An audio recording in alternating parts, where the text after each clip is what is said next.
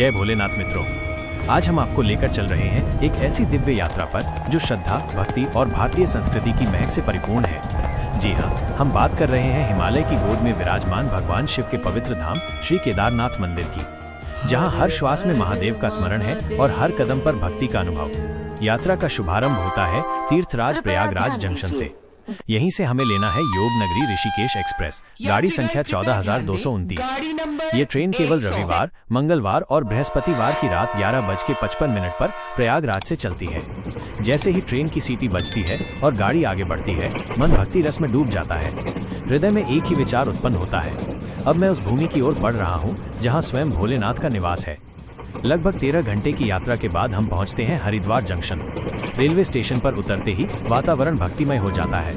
हर हर महादेव और हर हर गंगे के जयकारे चारों ओर गूंजते हैं। यहीं से मां गंगा का पावन आंचल हमें स्पर्श करता है और यात्रा और भी पवित्र हो जाती है। हरिद्वार से आगे हमारी बस और टैक्सी की यात्रा शुरू होती है। हम ऋषिकेश, रुद्रप्रयाग, गुप्तकाशी और फिर गौरीकुंड की ओर बढ़ते हैं। रास्ते में बर्फ से ढकी चोटियां, कल-कल बहते झरने और हर ओर गूंजते बम बम भोले के नारे, ये सब यात्रियों की थकान को भक्ति में बदल देते हैं। गौरीकुंड से आरंभ होता है 18 किलोमीटर का कठिन लेकिन रोमांचकारी चढ़ाई मार्ग। कुछ भक्त इसे पैदल पार करते हैं तो कुछ घोड़े, खच्चर या पालकी का सहारा लेते हैं, पर हर यात्री के मन में केवल एक ही धुन होती है, जल्दी से बाबा केदारनाथ के दर्शन हो जाएं। और अंततः हम पहुंचते हैं हिमालय की गोद में, समुद्र तल से 11,755 फीट की ऊंचाई पर बसे 12 ज्योतिर्लिंगों में से एक भगवान शिव के दिव्य धाम श्री केदारनाथ मंदिर में।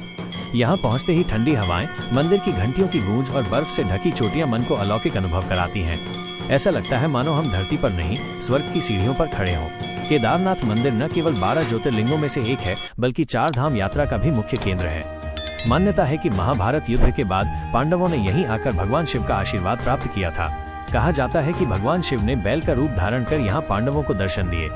मंदिर की शिल्पकला और वास्तुकला अद्वितीय है। विशाल शिलाओं से निर्मित ये धाम सदियों से हिमालय की कठोर परिस्थितियों, बर्फबारी और आपदाओं के बीच भी अडिग खड़ा है। मंदिर के गर्भगृह में स्थित शिवलिंग से निरंतर दिव्य ऊर्जा प्रवाहित होती रहती है। यहाँ आने वाला हर भक्त यही अनुभव करता है, मानो स्वयं महादेव अपने आशीर्वाद से उसे आलोकित कर रहे हों। घंटियों की ध्वनि, वेद मंत्रों का उच्चारण और श्रद्धालुओं के बम बम भोले के नारे वातावरण को शिवमय बना देते हैं। मित्रों, केदारनाथ धाम केवल एक मंदिर नहीं, बल्कि आस्था, साहस और भक्ति का प्रतीक है। यही कारण है कि इसे दर्शन करने मात्र से जीवन धन्य हो जाता है।